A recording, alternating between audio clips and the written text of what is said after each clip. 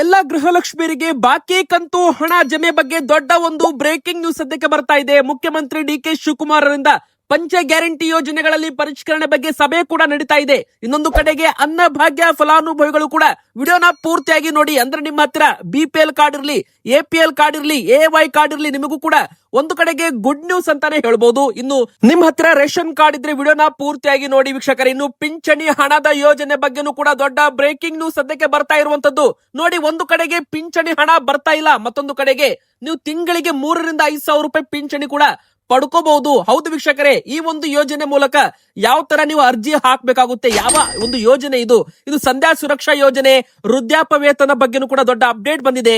ಇನ್ನು bike, car, ವಾಹನ ನಿಮ್ಮ ಮನೆಯಲ್ಲಿದ್ರೆ ರಾಜ್ಯ ಸರ್ಕಾರದಿಂದ ದೊಡ್ಡ ಬ್ರೇಕಿಂಗ್ ನ್ಯೂಸ್ ಕೂಡ ಬರ್ತಾ ಇದೆ. ಈ ತಪ್ಪುಗಳು ಮಾಡಿದ್ರೆ 5 ರಿಂದ 10 ಸಾವಿರ ರೂಪಾಯಿ ದಂಡ ಅಂತೆ. ಇನ್ನೊಂದು ಕಡೆಗೆ ನಿಮಗೆ ದಂಡ ಕಟ್ಟೋದಕ್ಕೆ 50% ಡಿಸ್ಕೌಂಟ್ ಕೂಡ ಈಗ ಶುರುವಾಗ್ತಾ ಇದೆ. ಹೌದು, ಕರ್ನಾಟಕ ರಾಜ್ಯಾದ್ಯಂತ ಎಲ್ಲಾ ವಾಹನ ಮಾಲೀಕರಿಗೂ ಕೂಡ ಗುಡ್ ನ್ಯೂಸ್. ಇನ್ನು SIR ಪ್ರಕ್ರಿಯೆ ಶುರುವಾಗ್ತಾ ಇದೆ. ನಿಮ್ಮ ಮನೆಗೆ ಅಧಿಕಾರಿಗಳು ಕೂಡ ಬರ್ತಾರೆ. ಯಾವೆಲ್ಲ ಒಂದು ಫಾರ್ಮ್ ಅಲ್ಲಿ ಏನೆಲ್ಲ ಪ್ರಶ್ನೆಗಳು ಇರ್ತವೆ ಅಂದ್ರೆ, ನೀವು ನೋಡಿ SIR ಫಾರ್ಮ್ ತುಂಬಿ ವಾಪಸ್ ಕೊಡ್ಲಿಲ್ಲ ಅಂದ್ರೆ ನಿಮಗೆ ಗೃಹಲಕ್ಷ್ಮಿ ಹಣನೂ ಬರಲ್ಲ. ಮತದಾರರ ಪಟ್ಟಿ ಪರಿಷ್ಕರಣೆ ಕರ್ನಾಟಕದಲ್ಲಿ ಶುರುವಾಗ್ತಾ ಇದೆ. ಯಾವೆಲ್ಲ ದಾಖಲೆಗಳು ನೀವು ರೆಡಿ ಇಟ್ಕೋಬೇಕು ನೋಡಿ. ಯಾವ ತರ ನಿಮ್ದು ಆ ಗಣತಿ ಸಮಯದಲ್ಲಿ ಬಂದು ಆ ಒಂದು ಅಧಿಕಾರಿಗಳು ಮನೆಗೆ ಭೇಟಿ ಕೊಟ್ಟಿದ್ರಲ್ಲ, ಅದೇ ತರ ಮತ್ತೊಮ್ಮೆ ಭೇಟಿ ಕೊಡಲಿದ್ದಾರೆ. ಎಲ್ಲ ಮಾಹಿತಿ ನೋಡೋಣ. ಇನ್ನು ವೀಕ್ಷಕರು, ನೀವು ವಿಡಿಯೋಗೆ ಲೈಕ್ ಮಾಡಿಲ್ಲ ಅಂದ್ರೆ ದಯವಿಟ್ಟು ವಿಡಿಯೋಗೆ ಲೈಕ್ ಮಾಡಿ. ಗೃಹಲಕ್ಷ್ಮಿ ರೇಷನ್ ಕಾರ್ಡ್ ಇದ್ದವರು ಬೇಗನೆ ಲೈಕ್ ಮಾಡಿ. ಇನ್ನು ಕಮೆಂಟ್ ಬಾಕ್ಸ್ ನಲ್ಲಿ ನಾವು ಕೇಳೋ ಪ್ರಶ್ನೆಗೆ ಕಮೆಂಟ್ ಮಾಡಿ. ನಿಮಗೆ 30ನೇ ಕಂತು ಗೃಹಲಕ್ಷ್ಮಿ ಯೋಜನೆ ಹಣ ಜಮೆ ಆಗಿದೆಯಾ, ಎಸ್ ಆರ್ ನೋ ಅಂತ ನಮಗೆ ದಯವಿಟ್ಟು ಕಮೆಂಟ್ ಬಾಕ್ಸ್ ಮೂಲಕ ಉತ್ತರ ಕೊಡಿ. ಅದಕ್ಕಂದ್ರೆ ನೋಡಿ, ಈಗ 31ನೇ ಕಂತು ಬಾಕಿ ಕಂತು ಹಣ ಕೂಡ ಬಿಡುಗಡೆ ಆಗುವ ಸಾಧ್ಯತೆ ಇದೆ. ಕಳೆದ 2 ತಿಂಗಳಿನಿಂದ ಹಣ ಜಮೆ ಆಗಿಲ್ಲ ಅಂತ ಈಗಾಗಲೇ ಗೃಹಲಕ್ಷ್ಮಿಯರು ಸುದ್ದಿಗಾರರೊಂದಿಗೆ ಮಾತನಾಡುವಾಗ ತಮ್ಮ ಒಂದು ಹೇಳಿಕೆಗಳನ್ನ ಕೊಟ್ಟಿರುವಂತದ್ದು. ಇನ್ನೊಂದು ಕಡೆಗೆ ಹೇಳ್ಬೇಕಂದ್ರೆ, ಗ್ಯಾರಂಟಿ ಯೋಜನೆಗಳನ್ನ ಪರಿಷ್ಕರಣೆ ಮಾಡೋ ಸಂಬಂಧ ಮುಖ್ಯಮಂತ್ರಿ ಡಿ.ಕೆ. ಶಿವಕುಮಾರ್ ಅವರು ಒಂದು ಹೈ ವೋಲ್ಟೇಜ್ ಮೀಟಿಂಗ್ ಕೂಡ ಕರೆದಿರುವಂತದ್ದು. ಹೌದು ವೀಕ್ಷಕರೇ, ಈ ಒಂದು ಮೀಟಿಂಗ್ ನಲ್ಲಿ ಮರು ಅರ್ಜಿ ಹಾಕೋಬೇಕಾ ಬೇಡವಾ ಅಂದ್ರೆ ನೋಡಿ, ಗೃಹಲಕ್ಷ್ಮಿಯರು ಮತ್ತೆ ಗೃಹ ಜ್ಯೋತಿ ಯೋಜನೆ ಎರಡೂ ಕೂಡ ಹೊಸ ಅರ್ಜಿ ಹಾಕಬೇಕು. ಮತ್ತೆ ಇಲ್ಲಿ ಪ್ರತಿಯೊಬ್ರು ಕೂಡ ಮತ್ತೆ ಒಂದು ಕ್ಯೂ ನಲ್ಲಿ ನಿಲ್ಬೇಕಾಗುತ್ತೆ. ಹೀಗಾಗಿ ಅರ್ಜಿ ಹಾಕ್ಬೇಕಾ ಬೇಡವಾ ಇದ್ರ ಬಗ್ಗೆನೂ ಕೂಡ ಚರ್ಚೆ ನಡೆಯುವ ಸಾಧ್ಯತೆ ಇದೆ. ಸರ್ಕಾರದ ಮಟ್ಟದಲ್ಲಿಯೇ ಗೃಹಲಕ್ಷ್ಮಿಯರನ್ನ ಪರಿಷ್ಕರಣೆ ಮಾಡಬಹುದಾ ಅಂದ್ರೆ, ಅನರ್ಹರನ್ನ ತೆಗೆದು ಹಾಕೋದಕ್ಕೆ ಸರ್ಕಾರ ಡೇಟಾ ಬೇಸ್ ಗಳನ್ನ ಬಳಸೋದ್ರ ಮೂಲಕ ವಿತೌಟ್ ಯಾವುದೇ ಹೊಸ ಅರ್ಜಿ ಹಾಕದೆ ಈಗಿದ್ದ ಅರ್ಜಿಗಳನ್ನೇ ಮತ್ತೊಮ್ಮೆ ಚೆಕ್ ಮಾಡೋದ್ರ ಮೂಲಕ ಅವರು ಅನರ್ಹರ ಅಂತ ಪತ್ತೆ ಹಚ್ಚೋ ಕಾರ್ಯ ಕೂಡ ಶುರು ಮಾಡಬಹುದು ಅಂತ ಹೇಳಲಾಗ್ತಾ ಇದೆ. ವೀಕ್ಷಕರೇ, ಅಧಿಕೃತವಾಗಿ ಆದೇಶ ಬರೋದು ಮಾತ್ರ ಬಾಕಿ ಇದೆ. ಈಗಾಗಲೇ ಮರು ಅರ್ಜಿ ಹಾಕಬೇಕು ಅಂತ ಮುಖ್ಯಮಂತ್ರಿ ಡಿ.ಕೆ. ಶಿವಕುಮಾರ್ ಅವರು ಒಂದು ಹೇಳಿಕೆ ಕೊಟ್ಟಿದ್ದಾರೆ, ಗೃಹಲಕ್ಷ್ಮಿ ಮತ್ತು ಗೃಹ ಜ್ಯೋತಿ. ಆದ್ರೆ ಇದಕ್ಕೆ ವ್ಯಾಪಕ ವಿರೋಧ ವ್ಯಕ್ತಪಡಿಸಿದ ಹಿನ್ನೆಲೆ, ಸಾರ್ವಜನಿಕರಿಂದಲೂ ಕೂಡ ಇದಕ್ಕೆ ಭಾರಿ ವಿರೋಧವಾದ ಹಿನ್ನೆಲೆ ಸರ್ಕಾರ ಈಗ ಜನಪರವಾಗಿ ಮತ್ತೆ ಈ ಒಂದು ಯೋಜನೆಯಲ್ಲಿ ಈಗಿದ್ದ ಫಲಾನುಭವಿಗಳನ್ನ ಪರಿಷ್ಕರಣೆ ಮಾಡೋದ್ರ ಮೂಲಕ ಅಂದ್ರೆ ಇನ್ಕಮ್ ಟ್ಯಾಕ್ಸ್ ತೆರಿಗೆ ಪಾವತಿ ಮಾಡ್ತಾ ಇದ್ದವರು ಸರ್ಕಾರಿ ನೌಕರರಿಗೆ ಗೃಹಲಕ್ಷ್ಮಿ ಹಣ ಕೊಡಬೇಕಾ ಬೇಡವಾ ಅಂದ್ರೆ, ಈ ಗೃಹಲಕ್ಷ್ಮಿ ಹಣಕ್ಕೆ ಹೊಸ ಮಾನದಂಡಗಳಾಗಿರ್ಬೋದು, ಆ ಒಂದು ರೂಲ್ಸ್ ಗಳನ್ನ ತರೋದ್ರ ಮೂಲಕ ಇದರಿಂದ ಅನರ್ಹರನ್ನ ತೆಗೆದು ಹಾಕುವ ಪ್ರಕ್ರಿಯೆ ಈಗ ಶುರುವಾಗಲಿದೆ. ಹೌದು, ಸದ್ಯಕ್ಕೆ ದೊಡ್ಡ ಒಂದು ಸಿಹಿ ಸುದ್ದಿ ಕೂಡ ಹೌದು ಅಂತ ಹೇಳ್ಬೋದು. ಒಂದು ವೇಳೆ ಮರು ಅರ್ಜಿ ಹಾಕೋದು ಬೇಡ ಅಂತ ಸರ್ಕಾರದಿಂದ ನಿರ್ಧಾರವಾದರೆ ಎಲ್ಲಾ ಗೃಹಲಕ್ಷ್ಮಿರು ಕೂಡ ದೊಡ್ಡ ರಿಲೀಫ್. ಮತ್ತೆ ಅವರು ಕ್ಯೂ ನಿಲ್ಲೋದು ಕೂಡ ಬೇಕಾಗಲ್ಲ. ಸರ್ಕಾರದ ಮಟ್ಟದಲ್ಲಿಯೇ ಎಲ್ಲಾ ಒಂದು ಅರ್ಜಿಗಳನ್ನ ಚೆಕ್ಅಪ್ ಮಾಡ್ತಾರೆ. ಅಂದ್ರೆ ಯಾರಾದ್ರೂ ತೆರಿಗೆ ಪಾವತಿ ಮಾಡ್ತಾ ಇದ್ರೆ ನಿಮ್ಮ ಮನೆಯಲ್ಲಿ ಒಂದೇ ಮನೆಯಲ್ಲಿ 2-3 ಜನ ಗೃಹಲಕ್ಷ್ಮಿ ಅಕೌಂಟ್ ಮೂಲಕ ಹಣ ಪಡ್ಕೋತಾ ಇದ್ರೆ, ಒಂದೇ ಬ್ಯಾಂಕ್ ಅಕೌಂಟ್ಗೆ 2-3 ಬಾರಿ ಹಣ ಜಮೆ ಆಗಿದ್ರೆ ಎಲ್ಲವನ್ನೂ ಕೂಡ ಇಲ್ಲಿ ಚೆಕ್ ಮಾಡಲಾಗುತ್ತೆ ಅಂತ ಹೇಳಲಾಗ್ತಾ ಇದೆ. ಇನ್ನು ಮುಖ್ಯವಾಗಿ ಹೇಳ್ಬೇಕಂದ್ರೆ, ಗೃಹಲಕ್ಷ್ಮಿಯರ ಯಜಮಾನರು ಕೂಡ ತೆರಿಗೆ ಪಾವತಿದಾರರು ಅಥವಾ GST ರಿಟರ್ನ್ಸ್ ಮಾಡ್ತಾ ಇದ್ರೆ ಅಂತವರನ್ನು ಕೂಡ ಯೋಜನೆಯಿಂದ ತೆಗೆದು ಹಾಕಲು ಒಂದು ತೀರ್ಮಾನ ಮೊದಲೇ ಮಾಡಲಾಗಿದೆ. ಇನ್ನು ಮುಖ್ಯವಾಗಿ ಯಾರೆಲ್ಲ ಅನರ್ಹರು ಅಂದ್ರೆ, ಮೃತಪಟ್ಟ ಮಹಿಳೆಯರ ಅಕೌಂಟ್ ಇಂದ ಹಣವನ್ನ ಡ್ರಾ ಮಾಡಿದ್ದಾರಲ್ಲ ಅಂತವರ ಮೇಲೂ ಕೂಡ ಕ್ರಮ ತಗೋಬಹುದು. ಅಂದ್ರೆ ಅವರು ಹಣ ವಾಪಸ್ ಕೊಡಬೇಕಾಗುತ್ತೆ. ಕೆಲವೊಂದು ಅಕೌಂಟ್ಗೆ ಇನ್ನೂ ಕೂಡ ಸರ್ಕಾರ ಹಣ ಹಾಕ್ತಾ ಇತ್ತು, ಮೃತಪಟ್ಟಿದ್ರು ಕೂಡ ಅವರ ಅಕೌಂಟ್ಗೆ ಹಣ ಹೋಗ್ತಾ ಇತ್ತು. ಅವರ ಮನೆಯವರು ATM ಕಾರ್ಡ್ ಬಳಸಿ ಆ ಒಂದು ಹಣವನ್ನ ವಿಡ್ರಾಲ್ ಮಾಡ್ಕೊಂಡಿದ್ದಾರೆ. ಇಂದು ಆ ಒಂದು ಹಣವನ್ನ ವಾಪಸ್ ತಗೊಳ್ಳಕ್ಕೆ ನಿರ್ಧಾರ ಕೂಡ ಇಲ್ಲಿ ಮಾಡಲಾಗಿರುವಂತದ್ದು. ಇನ್ನು ಎರಡನೇದಾಗಿ ಹೇಳ್ಬೇಕಂದ್ರೆ, ತೆರಿಗೆ ಪಾವತಿದಾರರು ಇನ್ಕಮ್ ಟ್ಯಾಕ್ಸ್ ರಿಟರ್ನ್ಸ್. ಇನ್ನು ಮೂರನೇದಾಗಿ ಸರ್ಕಾರಿ ನೌಕರರಿಗೆ ಈ ಒಂದು ಗೃಹಲಕ್ಷ್ಮಿ ಹಣ ಕೊಡಬೇಕಾ ಬೇಡವಾ ಇದ್ರ ಬಗ್ಗೆ ನಿರ್ಧಾರ. ಇನ್ನು ವೋಟರ್ ID ಲಿಂಕ್ ಬಗ್ಗೆ ಅಂದ್ರೆ ನೋಡಿ, ಮತದಾರರ ಪಟ್ಟಿ ಪರಿಷ್ಕರಣೆಗೆ ಶುರುವಾಗ್ತಾ ಇದೆ.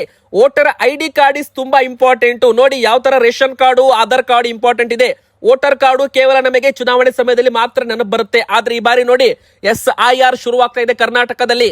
ಓಟ್ ಇದ್ದವರಿಗೆ ಮಾತ್ರ ಗ್ಯಾರಂಟಿ ಕೊಡ್ತೀವಿ ಅಂತ ಮುಖ್ಯಮಂತ್ರಿ ಡಿ.ಕೆ. ಶಿವಕುಮಾರ್ ಅವರು ಪುನರುಚ್ಚಾರ ಮಾಡಿದ್ದಾರೆ. ಇದರ ಬೆನ್ನಲ್ಲೇ SIR ಪ್ರಕ್ರಿಯೆ ಕರ್ನಾಟಕದಲ್ಲಿ 20ನೇ ತಾರೀಕಿನಿಂದ ಶುರುವಾಗ್ತಾ ಇದೆ. ಮನೆ ಮನೆಗೆ BLO ಅಧಿಕಾರಿಗಳು ಭೇಟಿ ಕೊಡೋದಕ್ಕೆ ಈಗ ಶುರು ಮಾಡ್ತಾ ಇದ್ದಾರೆ. ಹೌದು, ನಿಮ್ಮ ಮನೆಗೂ ಕೂಡ ಬರಬಹುದು BLO ಅಧಿಕಾರಿಗಳು.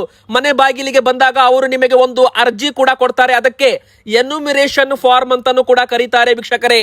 ಅದರಲ್ಲಿ ಕೇಳಿರೋ ಎಲ್ಲಾ ಒಂದು ಫಾರಂಗಳಲ್ಲಿ ಎಲ್ಲಾ ಒಂದು ಪ್ರಶ್ನೆಗಳಿಗೆ ನೀವು ಅರ್ಜಿಯಲ್ಲಿ ತುಂಬಬೇಕಾಗುತ್ತೆ. ಅಂದ್ರೆ ಆ ಅರ್ಜಿಯಲ್ಲಿ ಕೊಟ್ಟಿರೋ ಎಲ್ಲಾ ಒಂದು ಪ್ರಶ್ನೆಗಳಿಗೆ ನೀವು ಉತ್ತರ ಕೊಡಬೇಕು. ಮತ್ತೆ ಆ ಒಂದು ಅರ್ಜಿಯನ್ನ ವಾಪಸ್ ಅಧಿಕಾರಿಗಳಿಗೆ ಹಸ್ತಾಂತರಿಸಬೇಕು.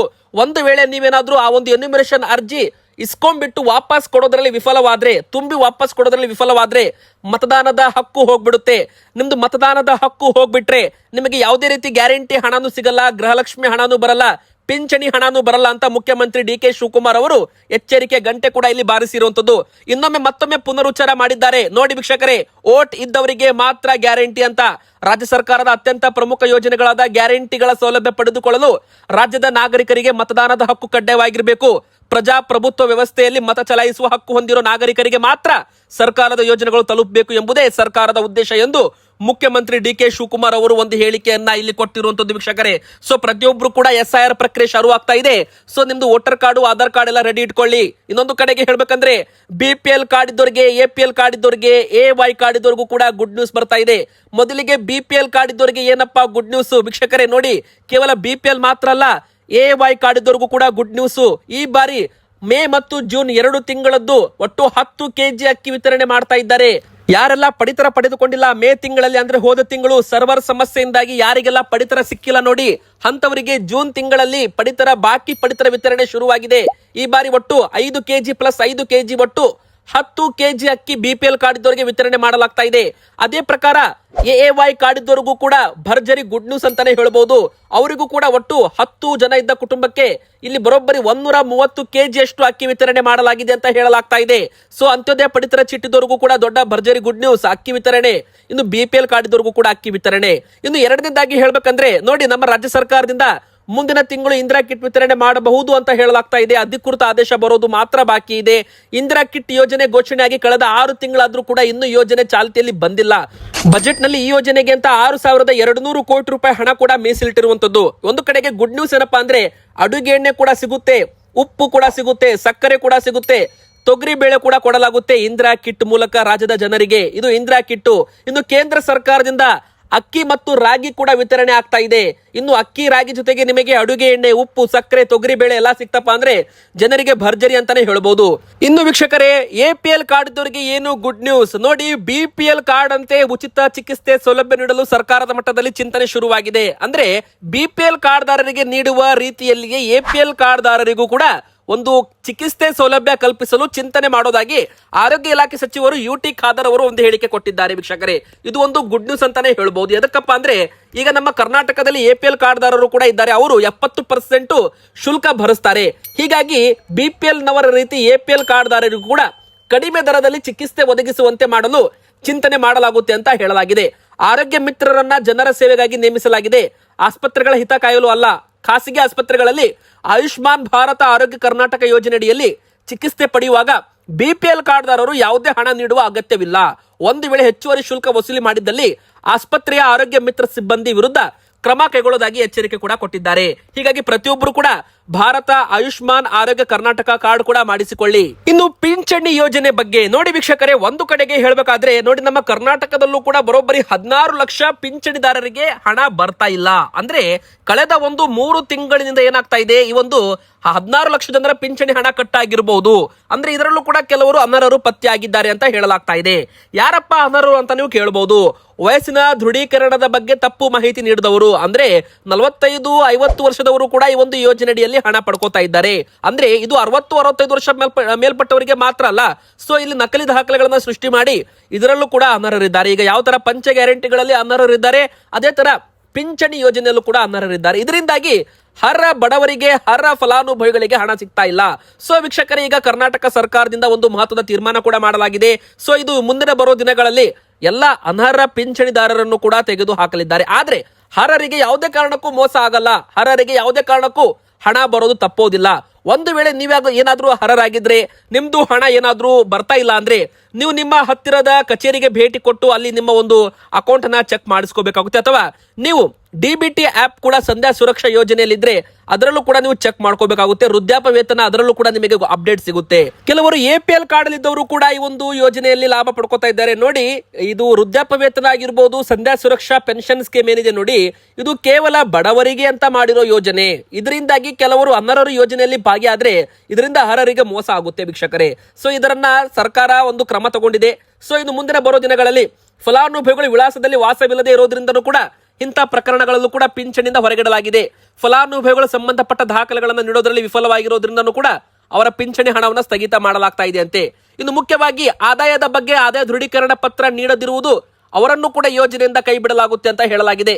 ಇನ್ನು ತಹಶೀಲ್ದಾರ್ ಮುಂದೆ ದಾಖಲೆಗಳನ್ನು ಹಾಜರುಪಡಿಸಲು 30 ದಿನದ ಕಾಲಾವಕಾಶ ನೀಡಿ ತಿಳುವಳಿಕೆ ಪತ್ರ ಜಾರಿ ಮಾಡಲಾಗುತ್ತೆ ಅಂತಾನೂ ಕೂಡ ಹೇಳಲಾಗಿದೆ ವೀಕ್ಷಕರೇ. ಇನ್ನು ಅಟಲ್ ಪೆನ್ಷನ್ ಯೋಜನೆ ಬಗ್ಗೆ ಕೂಡ ನಿಮಗೆ ಮಾಹಿತಿ ಇರಲೇಬೇಕು.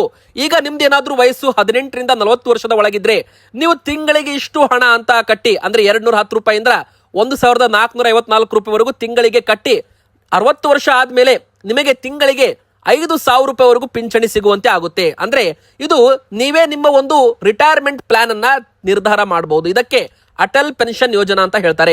ಈಗಿನಿಂದಲೇ ಹೂಡಿಕೆ ಮಾಡ್ತಾ ಇರಬೇಕು. ಮುಂದೆ ನಿಮಗೆ 60 ವರ್ಷ ಆದ್ಮೇಲೆ ನಿಮಗೆ ಪಿಂಚಣಿ ಹಣ 5,000 ರೂಪಾಯಿ ತಿಂಗಳ ಬರುತ್ತೆ ಕೇಂದ್ರ ಸರ್ಕಾರದಿಂದ. ಹೆಚ್ಚು ಇನ್ಫಾರ್ಮೇಶನ್ ಬೇಕಂದ್ರೆ ಪಿಂಚಣಿ ಅಂತ ಕಮೆಂಟ್ ಮಾಡಿ. ಇನ್ನು ಬೈಕು, ಕಾರು, ವಾಹನ ಇದ್ದವರೆಗೂ ಕೂಡ ದೊಡ್ಡ ಒಂದು ಗುಡ್ ನ್ಯೂಸ್ ಏನಪ್ಪಾ ಅಂದ್ರೆ ಶುರುವಾಗ್ತಾ ಇದೆ 50% ಡಿಸ್ಕೌಂಟ್. ಹೌದು, ಎಲ್ಲ ಒಂದು ವಾಹನ ಮಾಲೀಕರಿಗೂ ಕೂಡ ದೊಡ್ಡ ಒಂದು ಗುಡ್ ನ್ಯೂಸ್ ಅಂತಾನೆ ಹೇಳ್ಬೋದು. ನಿಮ್ದೇನಾದ್ರೂ ಬೈಕು, ಕಾರು, ವಾಹನದ ಮೇಲೆ ಏನಾದ್ರೂ ಈ ಒಂದು ದಂಡಗಳಿದ್ರೆ ಅದನ್ನ ಬೇಗನೆ ಕಟ್ಟೋದ್ರ ಮೂಲಕ ನೀವು ನಿಮ್ಮ ಒಂದು ದಂಡದ ರಿಯಾಯಿತಿಯನ್ನ ಲಾಭವನ್ನ ಪಡ್ಕೋಬಹುದಾಗುತ್ತೆ. ಜೂನ್ 21 ರಿಂದ ಜುಲೈ 10 ಪಾವತಿಗೆ ಅವಕಾಶ ಇದೆ. ರಾಜ್ಯ ಪೊಲೀಸ್ ಅಪ್ಲಿಕೇಶನ್ ನಲ್ಲೂ ಕೂಡ ವಿವರ ಮಾಹಿತಿ ಇದೆ. ಮತ್ತೆ ನಿಮ್ಮ ಹತ್ತಿರದ ಪೊಲೀಸ್ ಠಾಣೆಗೂ ಕೂಡ ನೀವು ಭೇಟಿ ಕೊಡೋದರ ಮೂಲಕ ಅಲ್ಲೂ ಕೂಡ ಇದನ್ನ ನೀವು ತುಂಬಬಹುದು. ನೋಡಿ ವೀಕ್ಷಕರೇ, ಮೊದಲಿಗೆ ಹೇಳ್ಬೇಕಂದ್ರೆ ದಂಡ ಪಾವತಿಗೆ ಕರ್ನಾಟಕ ರಾಜ್ಯದಂತ ಎಲ್ಲಾ ಒಂದು ನಿಯಮ ಹಳೆ ಸಂಚಾರ ನಿಯಮ ಉಲ್ಲಂಘನೆ ಪ್ರಕರಣಗಳಲ್ಲಿ ದಂಡ ಪಾವತಿಗೆ ಅವಕಾಶ ಮಾಡಿಕೊಡಲಾಗಿದೆ ಅಂತ ಹೇಳಲಾಗಿದೆ. ಇನ್ನು 50% ಡಿಸ್ಕೌಂಟ್ ಇರುತ್ತೆ. 1,000 ರೂಪಾಯಿ ದಂಡ ಇದ್ರೆ 50% ಕಟ್ಟಿ ಕ್ಲಿಯರ್ ಮಾಡ್ಕೋಬಹುದು, 500 ರೂಪಾಯಿ ಕಟ್ಟಿ ಕ್ಲಿಯರ್ ಮಾಡ್ಕೋಬಹುದು. ಇನ್ನು ನೀವೇನಾದ್ರೂ ನಿಮ್ಮ ಒಂದು ಬೈಕು, ಕಾರು, ವಾಹನಕ್ಕೆ ಹೈ ಬೀಮ್ ಲೈಟ್ ಅಂದ್ರೆ LED ಪ್ರೊಜೆಕ್ಟರ್ ಲೈಟ್ಸ್ ಅಂತ ಬರುತ್ತೆ, ಅದು ತುಂಬಾನೇ ಹೈ ಬೀಮ್ ಇರುತ್ತೆ. ತುಂಬಾ ಅಂದ್ರೆ ಮುಂದಿನ ಬರೋರಿಗೆ ತುಂಬಾ ಅದರಿಂದ ಸಮಸ್ಯೆ ಆಗುತ್ತೆ. ಸೊ ನೀವೇನಾದ್ರೂ ಮಾಡಿಫೈಡ್ ಹೈ ಬೀಮ್ ಲೈಟ್ ಗಳನ್ನ ಬಳಸಿದ್ರೆ ಅದಕ್ಕೆ 5 ರಿಂದ 10,000 ರೂಪಾಯಿ ದಂಡ ಇದೆ. ಇನ್ನು ಮಾಡಿಫೈಡ್ ಸೈಲೆನ್ಸರ್ ಗಳನ್ನ ಬಳಸಿದ್ರೆ, ಕರ್ಕಶ ಶಬ್ದ ಮಾಡಿದ್ರೆ ಅಂತ ಒಂದು ಬೈಕು, ಕಾರು, ವಾಹನಗಳಿಗೂ ಕೂಡ ದೊಡ್ಡ ಮಟ್ಟದಲ್ಲಿ ದಂಡ ಹಾಕಲಾಗುತ್ತೆ. ಮತ್ತೆ ಅಂತವರ ಒಂದು ಲೈಸೆನ್ಸ್ ಕೂಡ ರದ್ದು ಮಾಡೋ ಚಾನ್ಸ್ ಇದೆ. ಸೊ ವೀಕ್ಷಕರೇ, ಹುಷಾರಾಗಿರಿ ಅಂತ ಹೇಳ್ತಾ ವಿಡಿಯೋನ ಮುಗಿಸ್ತಾ ಇದ್ದೇನೆ.